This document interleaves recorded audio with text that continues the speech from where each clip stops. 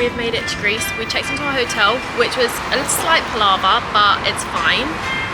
And our first meal, we are going to eat Greek food for 6 days because when in Rome, or Greece, I guess.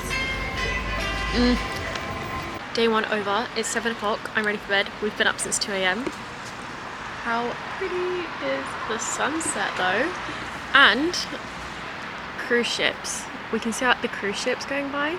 For reference, by the way, I don't know if it's going to focus. That over there, that skyline you can see, that's Turkey. Like, we can see Turkey from our window. This is obviously Greece here. That's Turkey. A little boat going by. It's actually kind of stunning. Like, it's so cute. But I am so tired. And tomorrow we're going to go to do some history stuff, which I'm absolutely buzzed about. It's day 2. We are waiting for the bus because we're going to go into Old Town today, which I'm most excited for. We've made it into Central Rhodes down there, and it was a bit of a palaver, but it was alright. It was not too bad. The buses run about the same as the English do, not on time. But we are now in a market. It's actually adorable. I'm going to see if we can find the medieval city, which we're definitely heading in the right direction already. Google Maps coming in clutch.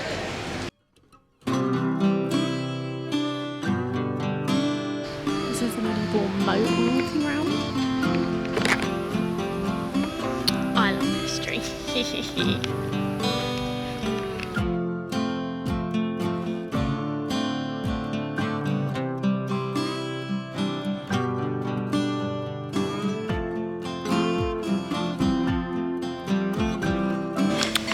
Look at where we've come for lunch.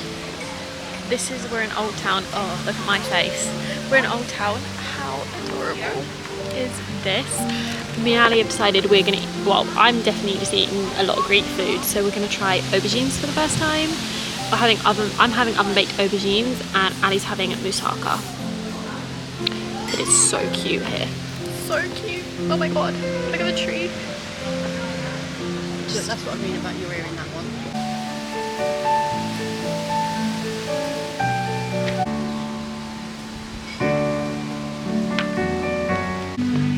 My dinner, it looks really good. We're gonna try eggplants for the first time. Also, how cute is this background? I feel like I should be in Romeo and Juliet. Feta, garlic, onions. Honestly, what's not to love? Thank you. Could I get another Diet Coke? Could I have a water, please, as well, if possible? Honestly.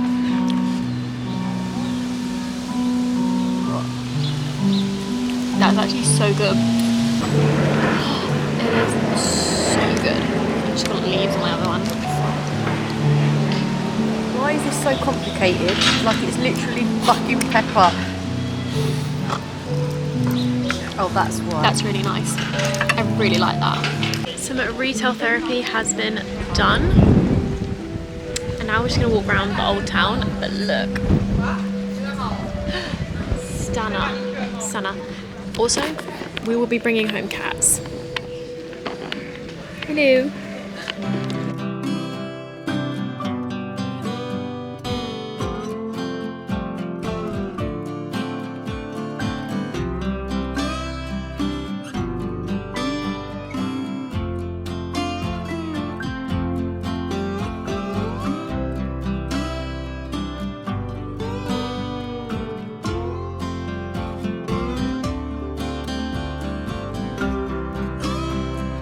I have no idea what I'm filming right now, but this is my ice cream. Strawberry sorbet on the top, pistachio on the bottom. It's literally melting.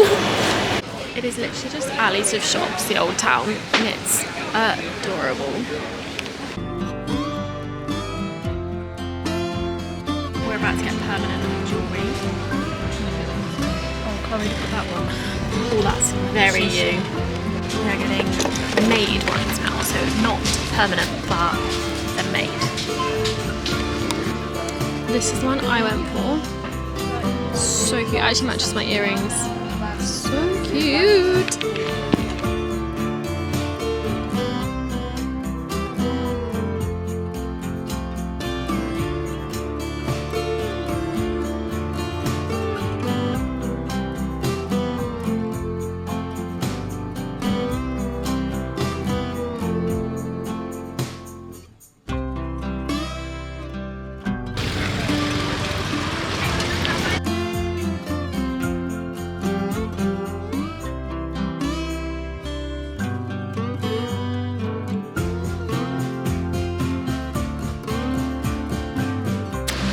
absolutely think this is stunning. Going the wrong way for zooming. It's absolutely stunning here. Love it. Probably can't hear me. It's so bloody windy. I'm gonna take them all home with me. Look at them. Oh my gosh. This is so cute. We have done all of Old Town, so now we're going over to the modern side of Rhodes, modern-ish, I guess. So that's about. It's about 6 o'clock at night, and it's cooling down and the sun's going down, which is quite nice. We have found an M&S, so we have come for snacks. It has snacks in this M&S. Hello. It's the end of day 2. I just cannot get over this view. You really can't see it, but this is what I see in the morning. This is Turkey. Just can't get over it. But it's the end of day 2, and we have basically spent day 2 just chilling by the pool, because I'm a huge, like, I could go somewhere for 3 days and just immerse myself in culture and food and history, but the person I'm with, it's just not that kind of holiday for her, so it's a compromise, which is fine, and I did enjoy it. We had a great time, we laughed. Here's some videos of me pissing out at the pool.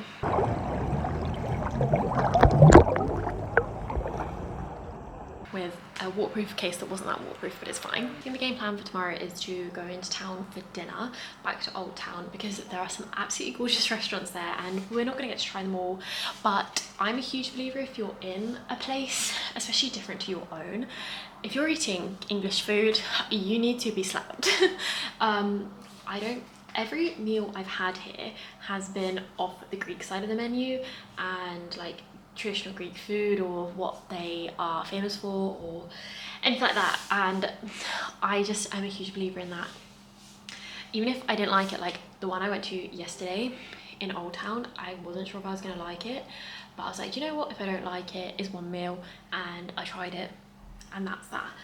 But honestly, every time I go on holiday, I have such a reflective time, and I always just take time to reflect on how far I've come or what's going on in my life, because I always get really deep on holiday, but it just reminds me of how small my problems are in the grand scheme of the world, and that might seem really bizarre to some people, but I have PTSD, and especially for the last like 2-3 weeks, I've really been struggling with it up to this holiday, and I actually thought I wasn't going to come on this holiday at one point because I had got medicated for the first time in 10 years. It was that bad. I had to, aircon kicking on, close the door. I had to go on to drugs for the first time in 10 years, and that destroyed me mentally, just like thinking that I couldn't look after myself and I couldn't pull myself out of this, which is what I've done my whole life. I pulled myself out of it. But also the fact that 15 years down the line, I'm still so much affected by other people's actions when I was a child, and going on holiday just reminds me like how big the world is and like how much there is to see, and my problems they're not small, they're not great, and not everyone will experience what I've gone through, and I'm really glad of that. But it's okay to be sad, but it's not okay to stop living your life because of it. And that's really hard to remember when you're stuck in the same 4 walls, or you're in the same job that you're not enjoying, or you just don't feel like you're progressing in life. It can be really hard to just accept that actually the most important thing you can do is get up and do something. You know, it's crazy. I'm just staring at my window looking at another country from Greece, and I've walked around ruins from the 3rd century BC, and I can hold a conversation about random crap like that, and I haven't done bad for myself, and I started the race behind, and that's okay. And a holiday always just makes me feel like that, always makes me just like question a lot of what I've done and who I'm becoming and everything. That's okay. it's okay to feel like that. And I'm already like planning next trips. I'm not a huge solo traveler. I don't bring, like, doesn't bring me joy, the idea of traveling solo. I'm wifey for lifey kind of vibes. It's literally how everybody in my life describes me. I want to travel the world with someone, and I want to share ambitions with someone and be each other's cheerleaders, because my ultimate goal is to be 60 in, maybe not 60 because my grandparents are over 60, they're going to be so like 80, 90, be in a care home and us be laughing about our life and talking about it and reminiscing on the adventures we'd shared together. Like, that's my idea of heaven. I just, that's all I want. And part of me wants to wait for that person to see the, not just to wait to see the world like for that person, but I'm gonna want to see the world all over again with them. I'm gonna want to experience it all with them. I'm gonna want to be able to be like, do you remember that time we done this, or the first time we done that? Or I take so much joy in that thought, and it scares me I'll never meet them, and I have to do that on my own. I have to see the world on my own. But yeah, I want to see the world with someone, and I want to share in memories and joy, and that brings me joy. And the idea that somewhere in the world that's out there, that's crazy. And the only way I'm going to find it is if I open myself up to it. But it's really hard because having PTSD, I have really bad abandonment issues, that it's really hard to explain to someone. How do you explain to someone, you know, what you've gone through, and make it not sound like you're just crying about crap? Like, I feel like such a moany asshole.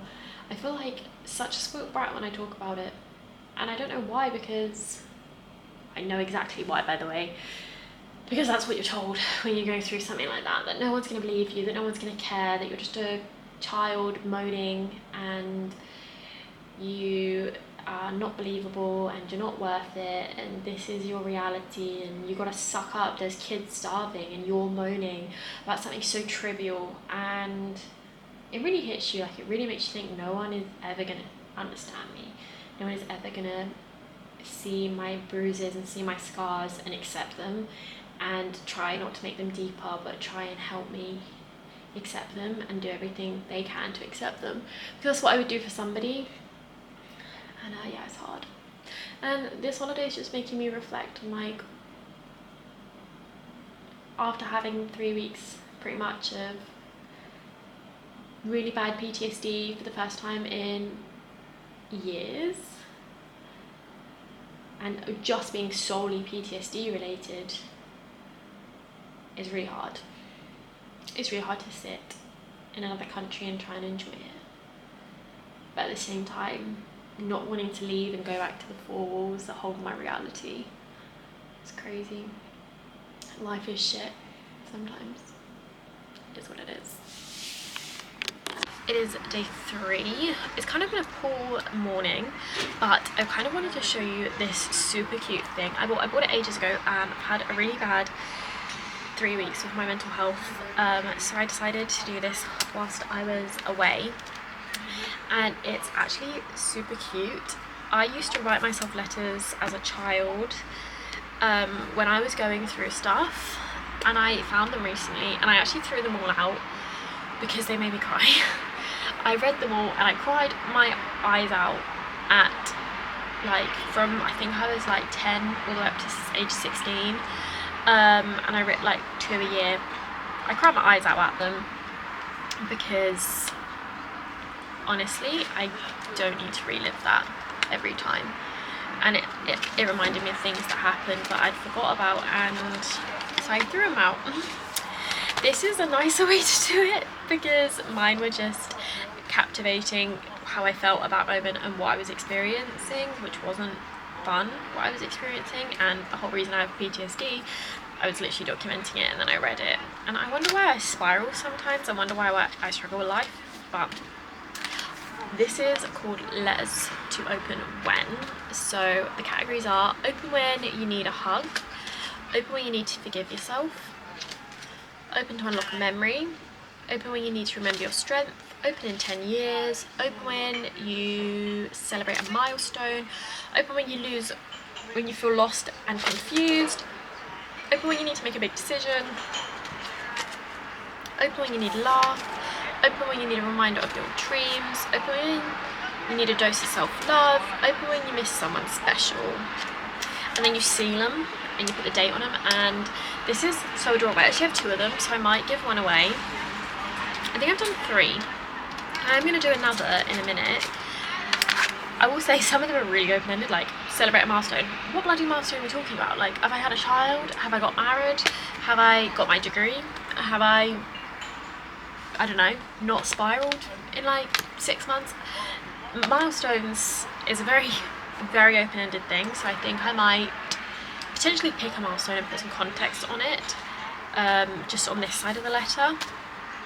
But they are so cute. I just don't want to miss out on life anymore, which is nice.